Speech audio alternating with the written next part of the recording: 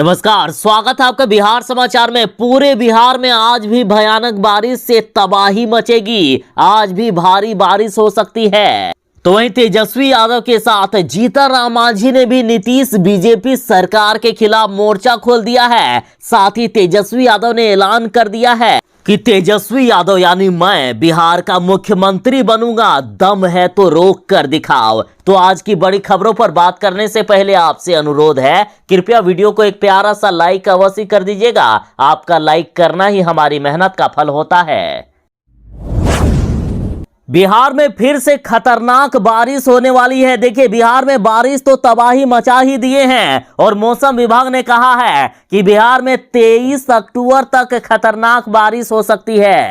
इस खतरनाक बारिश से आम जनता से लेकर किसान परेशान हैं। जहां एक तरफ चारों तरफ जल जमाव है तो वहीं फसलें भी तबाह हो रही है और मौसम विभाग ने कहा कि अगले 23 अक्टूबर तक ऐसी ही स्थिति बने रहने की संभावना है। और साथ ही मौसम विभाग ने वज्रपात को लेकर भी खतरनाक अलर्ट जारी कर दिया। और इधर दरभंगा में वज्रपात से 2 महिला झुलस गई। और साथ ही मौसम विभाग ने कहा है कि बिहार के सुपौल और पूर्णिया में सबसे खतरनाक बारिश होगी, यहां अति बारिश होगी। और साथ ही मौसम विभाग ने कहा कि बिहार में 20 से लेकर 23 अक्टूबर तक सीतामढ़ी, मधुबनी, मुजफ्फरपुर, दरभंगा, वैशाली, शिवहर, समस्तीपुर, सुपौल, अररिया, किशनगंज, मधेपुरा, सहरसा, पूर्णिया, कटिहार, भागलपुर, बांका, जमुई, मुंगेर और खगड़िया में भी भयानक बारिश होने वाली है। तो इस बदलते मौसम के बारिश में जरा बच के रहिएगा। जीतन राम मांझी ने एक बार फिर से बीजेपी को ललकारा है, बीजेपी को खुली चुनौती दे दी है। सबसे पहले तो जिस प्रकार से कश्मीर में बिहार वालों को मारा जा रहा है, तो इस पर जीतन राम मांझी ने पीएम मोदी को खुली चुनौती दे दी और कहा कि कश्मीर में हालात नहीं बदल पा रहे हैं तो कहिए हमसे, हम बिहार वासी 15 दिनों में सुधार देंगे। कहीं ना कहीं जीतन राम मांझी ने इस ओर कहा कि 15 दिनों में यदि हम बिहार वासी आतंकवादियों को पटक पटक कर मार नहीं दिए तो हमें कहना।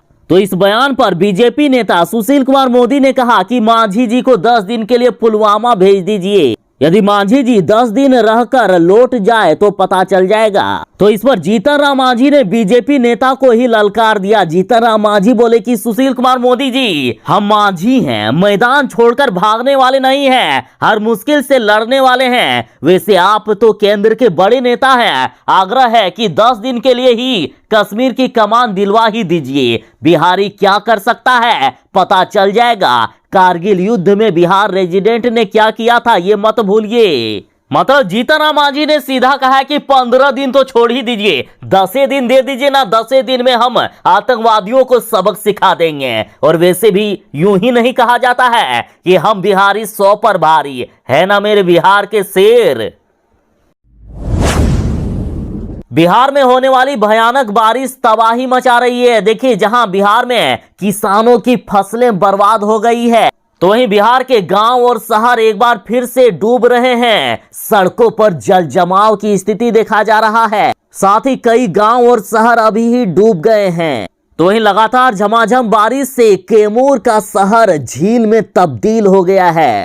तो अररिया में भी भारी बारिश से जल जमाव की स्थिति देखा जा रहा है, फसलें बर्बाद हो रही है। तो वहीं अररिया भी इस बार पानी में तैरता हुआ नजर आ रहा है। तो बिहार के 1-2 जिले नहीं बल्कि अधिकांश जिलों में इस बार फिर से बारिश तबाही मचा रही है। भारी बारिश से जनजीवन अस्त व्यस्त है। जहां कई लोग अपने घरों में डूबके हुए हैं तो वहीं किसानों की फसलें बर्बाद हो रही है। और तेज आंधी के कारण तैयार हो चुके धान खेतों के अंदर दबने लगे हैं। और कई किसानों ने धान काटकर खलिहान में ला रखा है और धूप ना निकलने की वजह से धान के दाने भी काले पड़ रहे हैं। तो वहीं बिहार में गन्ना की खेती भी 50% से ज्यादा बर्बाद हो गई है। तो वहीं धान का पिछड़ा खेतों में डूब जाने से अब कटाई में भी काफी परेशानी हो रही है।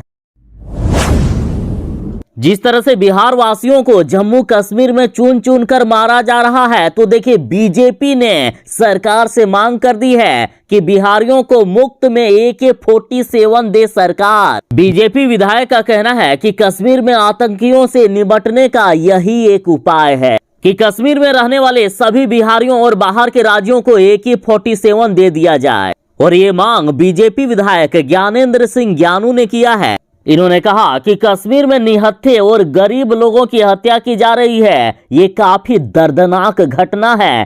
कायरतापूर्ण तरीके से गरीबों को मारा जा रहा है। इन्होंने कहा कि पाकिस्तानी आतंकियों के साथ मिलकर इस तरह की घटना को अंजाम दिया जा रहा है। साथ ही इन्होंने कहा कि संविधान में संशोधन करके आर्म्स एक्ट के तहत कश्मीर में रहने वाले बाहर के लोगों को AK-47 हथियार का लाइसेंस मुहैया कराकर इनको फ्री में AK-47 दे दिया जाए, ताकि ये लोग सभी आतंकियों को भून कर रख दे।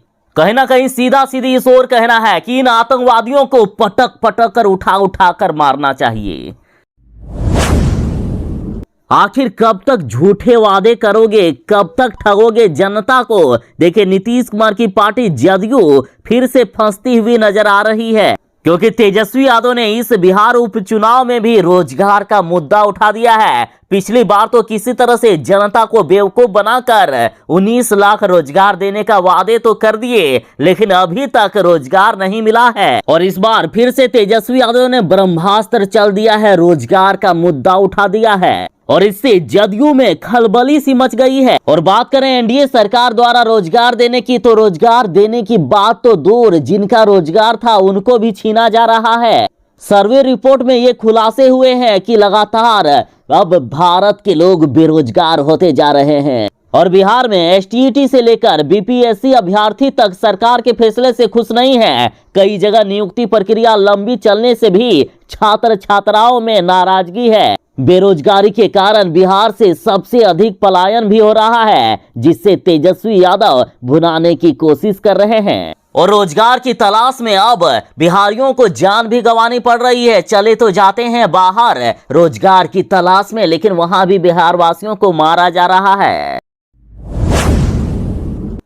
अभी अभी एक बड़ी खबर आ रही है कि राज्य निर्वाचन आयोग ने छठे चरण की शिक्षक नियोजन पर रोक लगा दी है। देखिए, बिहार शिक्षक नियोजन पर रोक लगा दी गई है। बड़ी खबर है अब तक की, और इस बात की पुष्टि अब शिक्षा विभाग ने भी कर दी है। कहा जा रहा है कि पंचायत चुनाव के बाद ही प्राथमिक, माध्यमिक और उच्च माध्यमिक शिक्षकों का नियोजन होगा।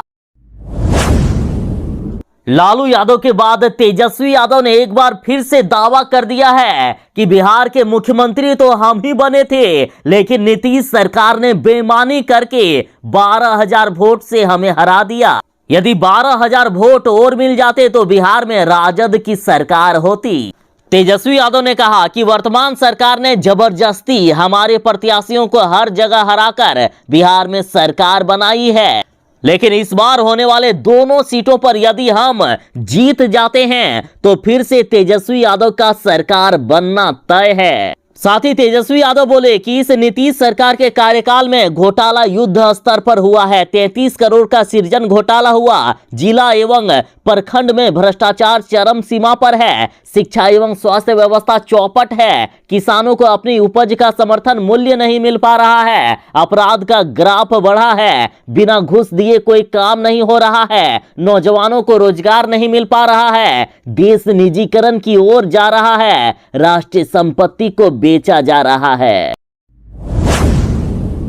तेजस्वी यादव चुनाव प्रचार करने तारापुर गए हैं और तारापुर में तेजस्वी यादव ने बंसी से मछली पकड़ी। तेजस्वी यादव की बंसी में फंसी छोटी मछली। उसके बाद तेजस्वी यादव ने कहा कि अभी तो छोटी मछली पकड़ी है, सरकार में आने के बाद बड़ी मछली को पकड़ेंगे। तेजस्वी यादव ने मछली पकड़ने का वीडियो शेयर करते हुए कहा कि जब सरकार में आएंगे तो बड़ी मछलियां यानी पर्दे के पीछे छिपे असली भ्रष्ट खिलाड़ियों को पकड़ेंगे। और गांव वालों ने तेजस्वी यादव के इस अंदाज को देखकर कहा कि आपके पिता लालू यादव गांव से निकलकर देश की राजनीति में चमके थे, आप भी शिखर पर जाएंगे। तो इधर आरजेडी सारण ने कहा है कि हट जाओ बीजेपी और जदयू वालों, मैदान छोड़कर भाग जाओ, क्योंकि तुम्हारा कुचला जाना तो तय है।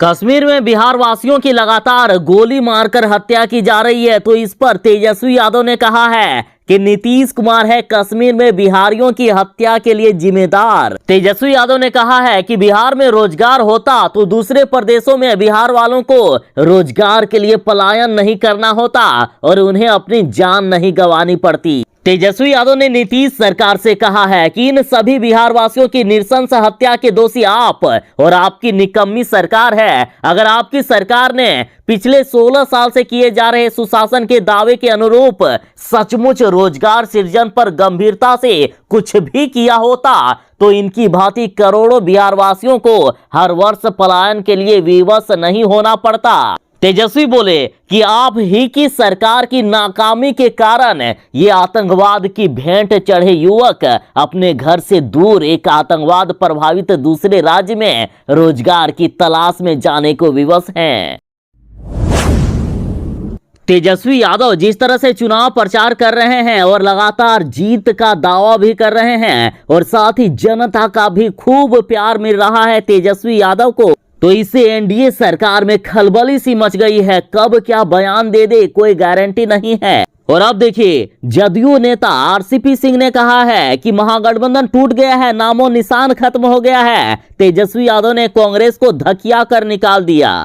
और देखिए, इसका जस्ट उल्टा बीजेपी ने कहा है कि कांग्रेस, आरजेडी और तेज प्रताप के बीच मैच फिक्स है। महागठबंधन नहीं टूटा है, बल्कि ये लोगों को बेवकूफ बना रहे हैं। मतलब कब क्या बयान दे, ना ही उसका कोई सिर है ना ही पूंछ है। और जिस तरह से पिछले विधानसभा चुनाव में राजद सबसे बड़ी पार्टी बनी बिहार में, तो कहीं ना कहीं तेजस्वी यादव का डर अब एनडीए सरकार को सताने लगा है।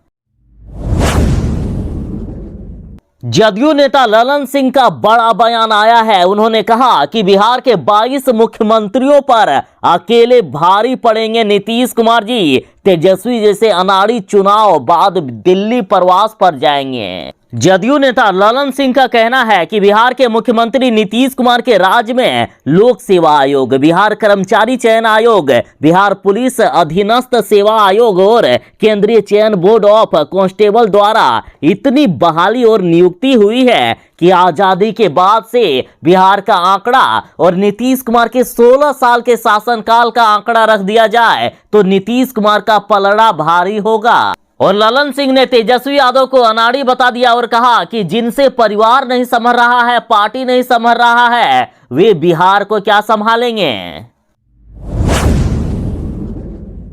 एक बार फिर से लालू यादव के अंदाज में दिखे तेजस्वी यादव। लालू यादव ने जिस तरह से बिहार के गरीब जनता के दिलों में राज किया है, चाहे किसी भी वर्ग, किसी भी समुदाय से हो, लालू यादव ने सब पर ध्यान दिया, सबका विकास किया। तो लालू यादव की कदमों पर अब तेजस्वी यादव भी चल पड़े हैं। तेजस्वी यादव तारापुर में है चुनाव प्रचार करने के लिए और तेजस्वी यादव ने किसान के खेतों में पहुंचकर धान की बालियों को देखा और कहा कि लहलहाते खेतों का दृश्य जितना मनोरम और नैसर्गिक है, अभी हमारे देश में किसानों की व्यवस्था और अवस्था उतनी ही दर्दनाक और नरकीय है। जिस तरह से किसान अपने लहलहाते खेतों को देखकर खुश होते हैं, काश उतना ही खुश रहे जब अपनी फसल को बाजार में उचित न्यूनतम समर्थन मूल्य पर बेच सके।